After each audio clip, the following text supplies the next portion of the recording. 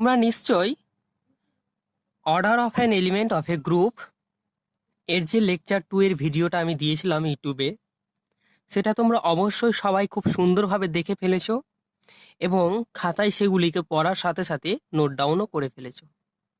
এবং সেখানে যদি কোথাও প্রবলেম থাকে তাহলে অবশ্যই আমাকে কমেন্ট বক্সে কমেন্ট না করতে পারলে পার্সোনালি আমাকে ফোন করতে পারো। আমার নাম্বার তোমরা জানোই। আর যারা জানো না তারা কমেন্ট বক্সে কমেন্ট করলেই আমি কিন্তু তার উত্তর দিয়ে দেব। তো ঠিক তারপরে আমাদের যেটা জানতে হবে সেটা হচ্ছে conjugate of an element of A group. তারপরে কিন্তু আমরা চলে আসব আমাদের বিভিন্ন ধরনের সমস্যার সমাধান করতে। ঠিক আছে, তাহলে আমি শুরু করি আজকের ক্লাস।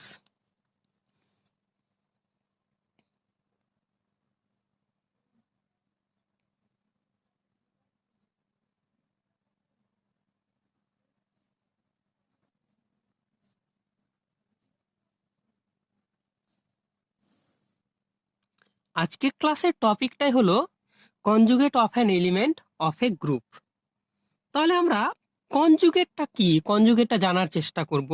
তাহলে প্রথমে আমরা কনজুগেটের ডেফিনেশনটা জেনে নেব। তাহলে কি কনজুগেটের ডেফিনেশনটা কি বলবো আমরা? Late G composition be a group. প্রথমে আমরা ধরে নেব জি হচ্ছে একটা গ্রুপ। ঠিক আছে, আচ্ছা, এবার যে জিনিসটা করতে হবে আমাকে সেটা হচ্ছে and small a belongs to G. একটা স্মল এ এলিমেন্ট ধরে নেব গ্রুপ থেকে। And element B in G, G এর একটা এলিমেন্ট বি কে is said to be conjugate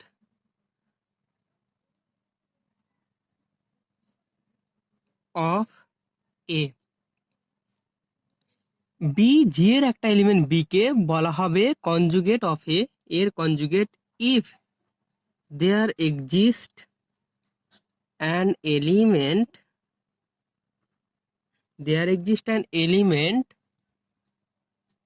small g belongs to capital G such that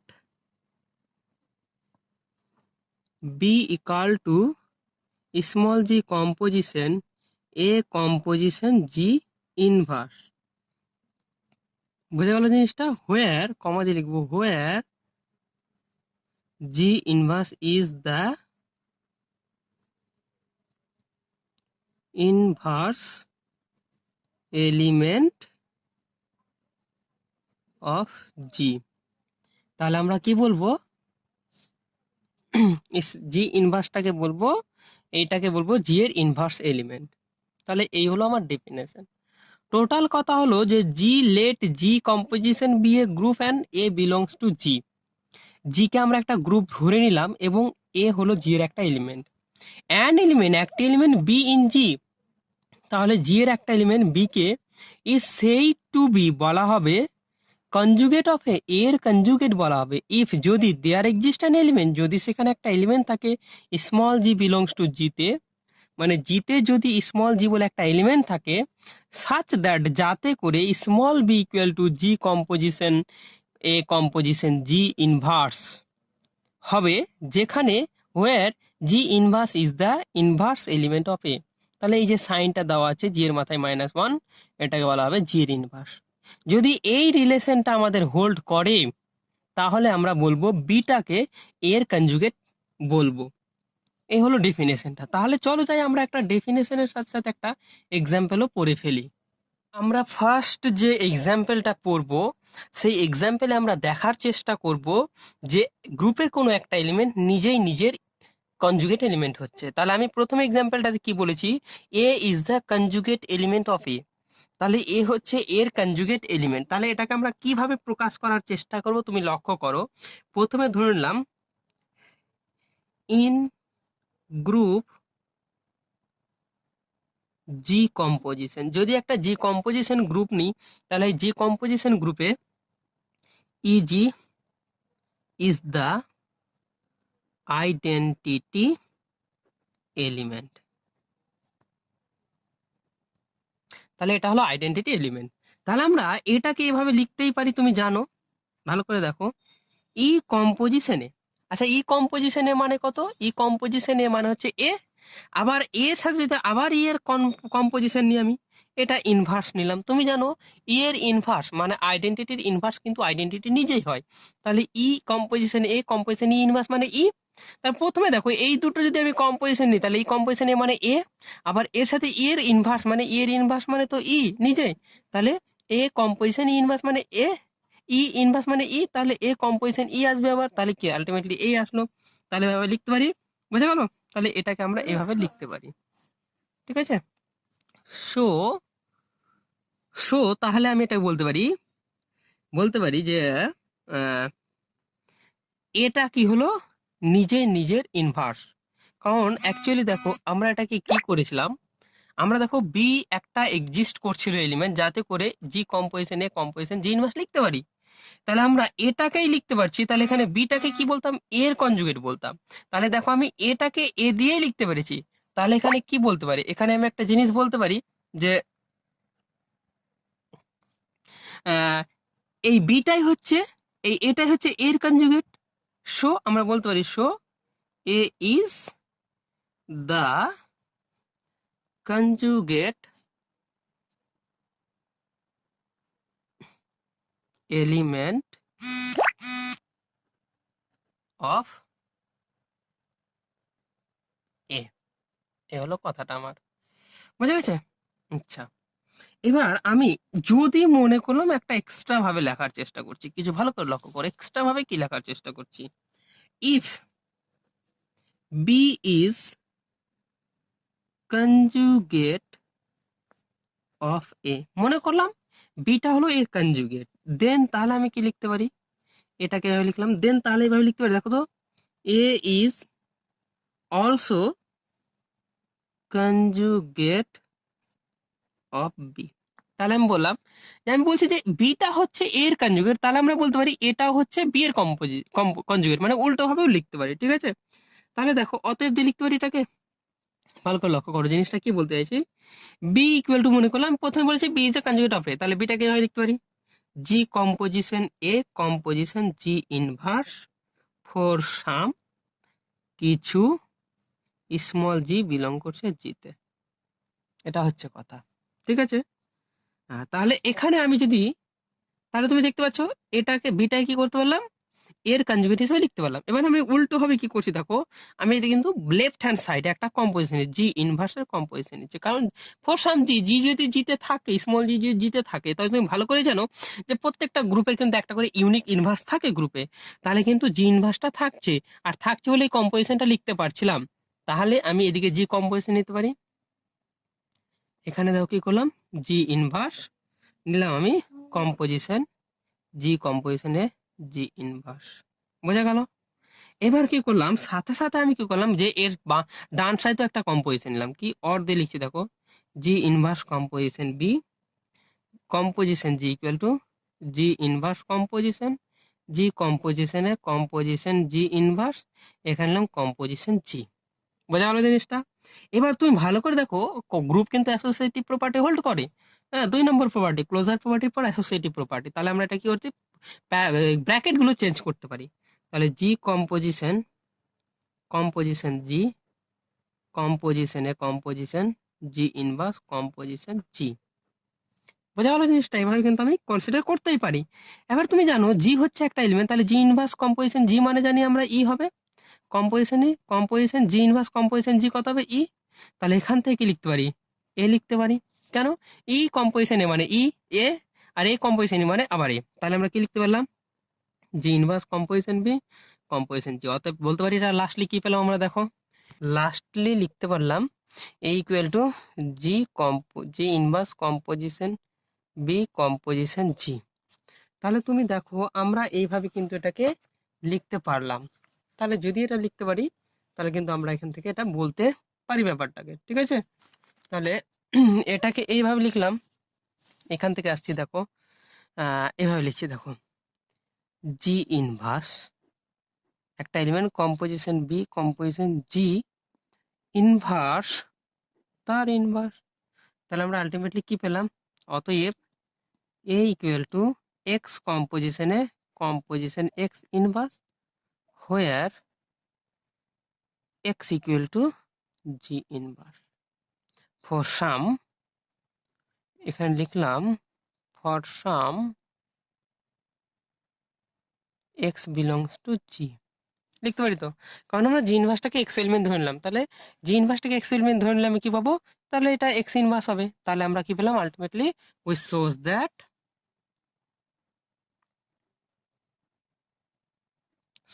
that A is the conjugate of sorry এটা B হবে তোমার, of B. হয়ে গেল। তাহলে আমরা এটা কি দেখতে পেলাম যে যদি কোনো একটা এলিমেন্ট কারো কনজুগেট হয় তাহলে উল্টে ওই এলিমেন্টটাও ওই এলিমেন্টের কনজুগেট হবে। অর্থাৎ এখানে এ যদি বি এর কনজুগেট হয় তাহলে বিটাও এ এর কনজুগেট, এই রিলেশনটা আমরা দেখালাম। ঠিক আছে, চলো এবার তাহলে আমরা একটা অঙ্কে যাই।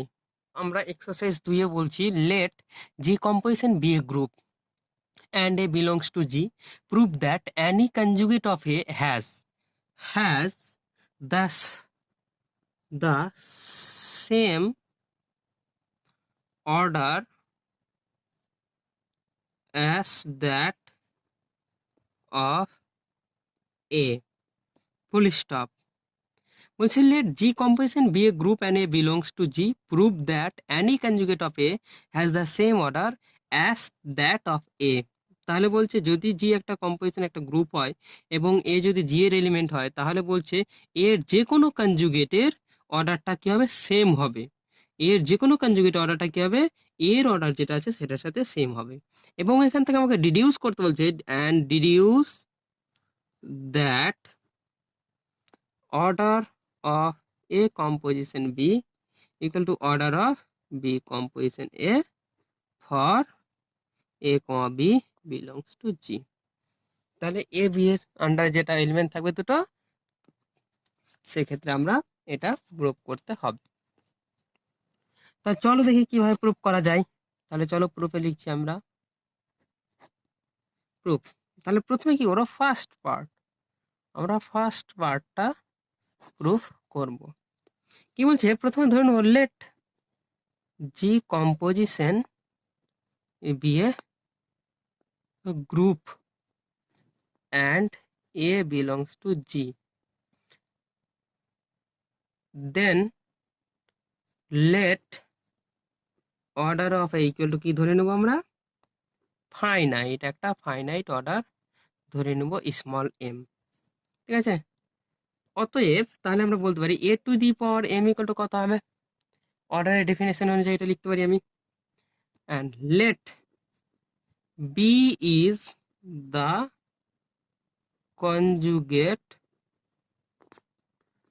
অফ A, এবং বিটাকে আমরা কি ধরলাম? এর কনজুগেট ধরে নিলাম। ঠিক আছে, তাহলে তাহলে আমরা কি লিখতে পারি?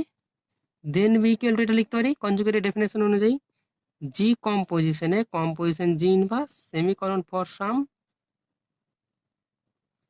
সাম জি বিলংস টু ক্যাপিটাল জি। এবার আমরা কি করব?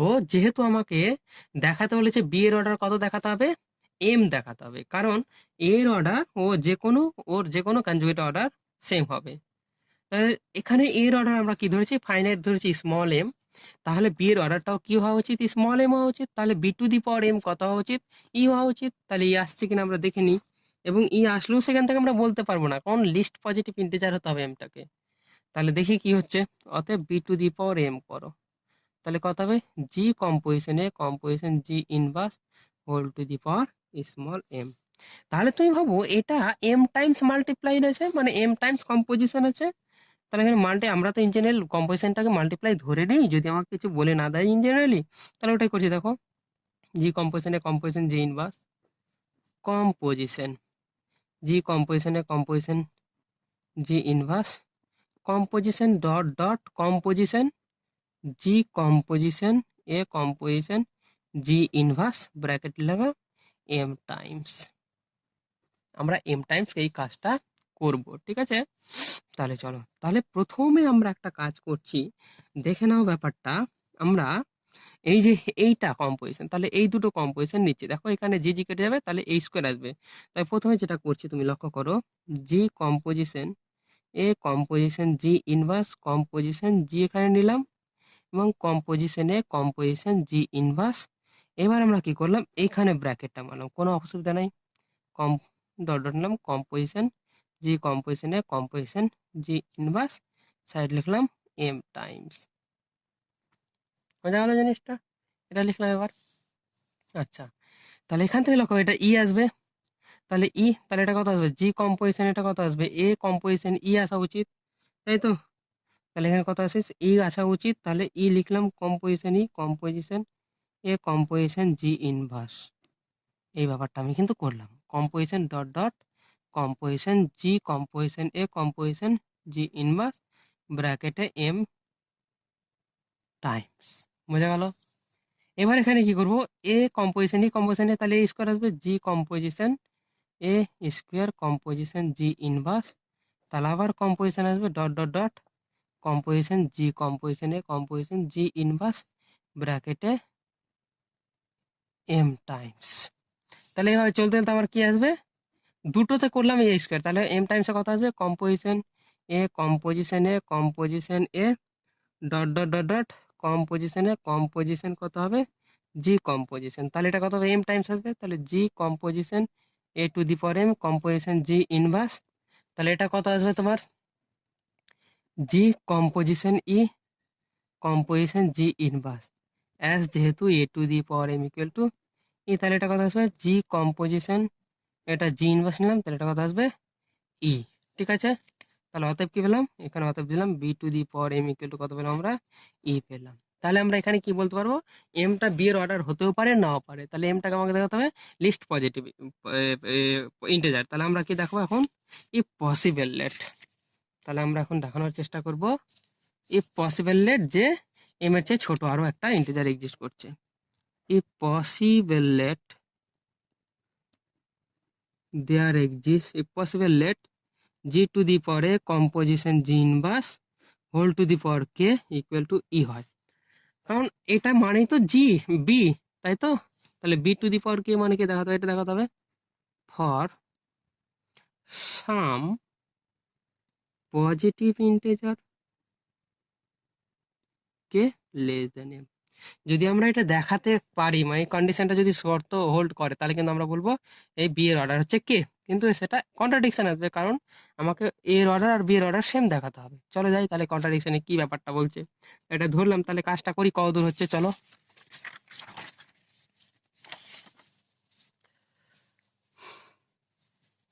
লক্ষ্য করো এখানে, তাহলে অতএব কি বলতে পারি আমরা, অতএব বি টু দি পাওয়ার কে ইকুয়াল টু ই, অতএব বি এর মানটা বসাও, জি কম্পোজিশন জি ইনভার্স একটু আগে তো ধরলাম ইকুয়াল টু কত হবে ই। এবার একটু আগে তো আমরা এটা কম্পোজিশন করলাম, তাহলে এটা কত হবে, এটা এম থাকলে এটা এ টু দি পাওয়ার এম হতো, তাহলে এটা টু পাওয়ার কে হবে into g to the power g inverse equal to e, ঠিক আছে। এখানে আমি লিখলাম ফ্রম ওয়ান। আচ্ছা, এখানে আমরা এটাকে ওয়ান নাম দিয়ে দিই, ঠিক আছে, যেটা পেলাম সেটাকে ওয়ান নাম, মানে এইটাকে ওয়ান নাম দিয়ে দিলাম, ঠিক আছে। বোঝালো ব্যাপারটা, তো চলো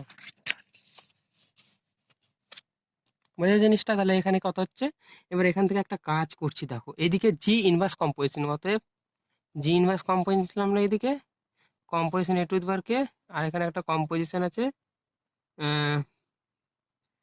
জি ইনভার্স ছিল, বোথ সাইডে আমরা কি কম্পোজিশন নিলাম, এদিকে লেফট হ্যান্ড সাইডে জি ইনভার্স, এদিকে জি, তাহলে কত হবে এটাকে, এদিকে জি ইনভার্স হবে কম্পোজিশন এটা, অতএব তাহলে এটা কত হবে তুমি বলো এবার, এটা আমার অতএব দেখো জি ইনভার্স, তাহলে এটা কত হয়ে যাবে ই, আর এ টু দি পাওয়ার কে, এদিকে আবার কত জি ইনভার্স জি, তাহলে ওটা কত হবে, এটা অ্যাকচুয়ালি হয়ে যাবে এ টু দি পাওয়ার কে, কারণ এটাকে ই তাহলে একই ব্যাপার আসছে, তাহলে এটা কত হবে, এটা কত হবে জি ইনভার্স ই, তাহলে জি ইনভার্স এটা কত হবে, এটাও ই হয়ে যাবে, এটা আসবে আমার।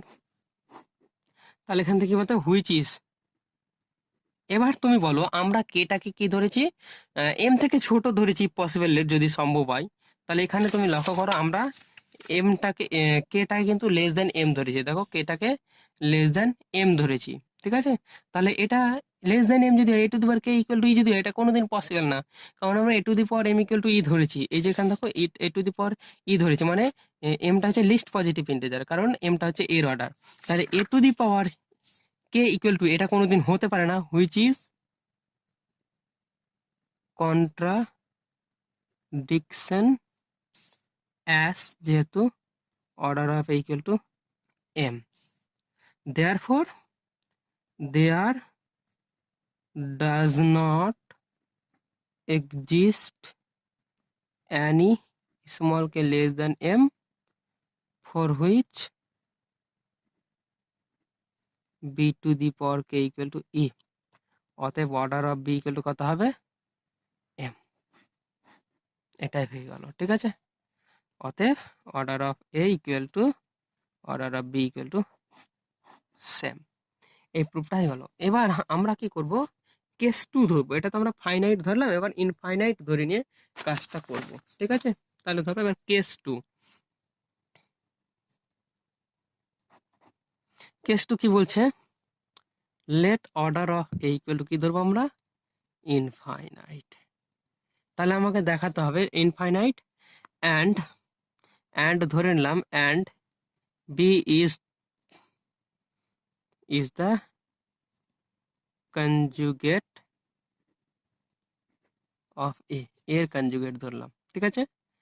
অ্যান্ড অলসো লেট, আমরা ধরে নিলাম যে order of beta equal to infinite দেখাতে হবে, তো কারণ তার কনজুগেট অর্ডার এর অর্ডার সেম হবে, এটা দেখাতে হবে। তাহলে এটা ধরে নিলাম লেট ইনফাইনাইট, আমরা একটা কন্ট্রাডিকশন দিয়ে দেখো, এবং এটা ধরলাম small K.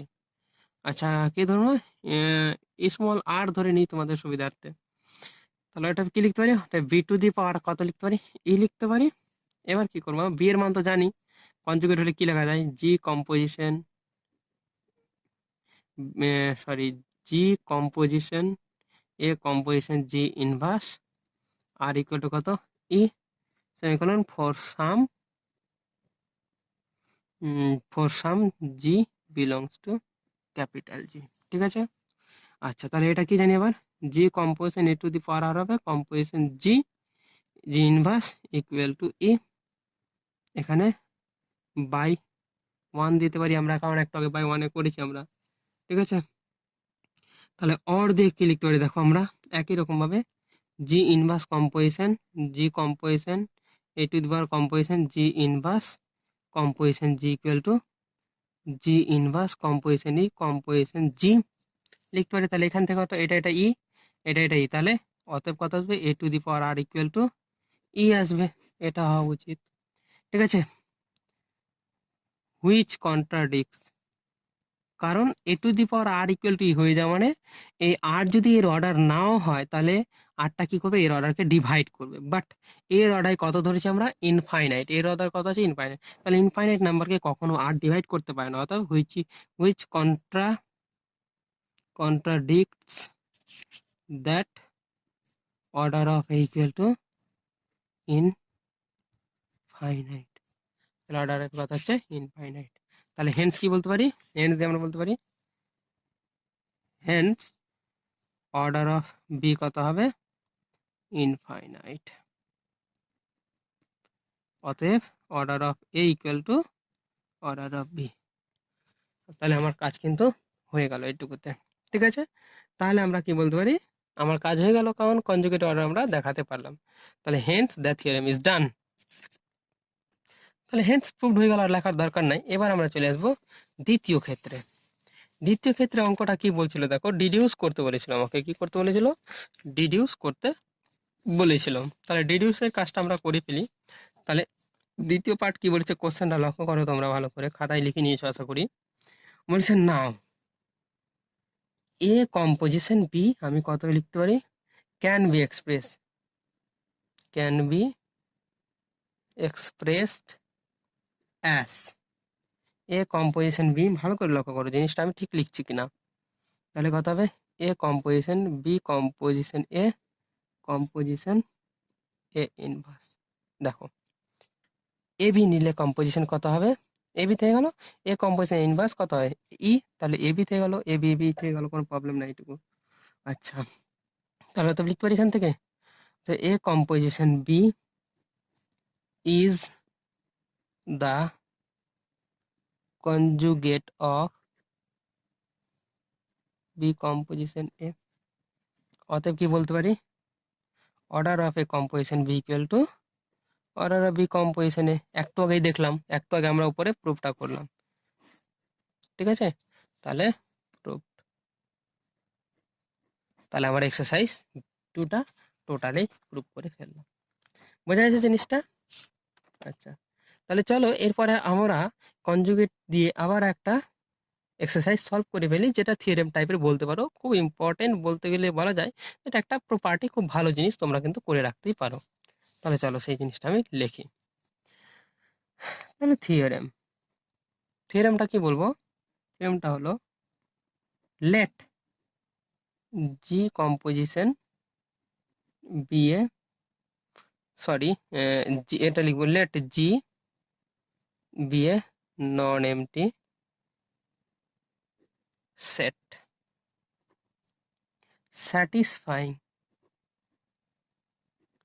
satisfying the condition, কোন কন্ডিশন স্যাটিসফাই করবো, দ্যাট নাম্বার 1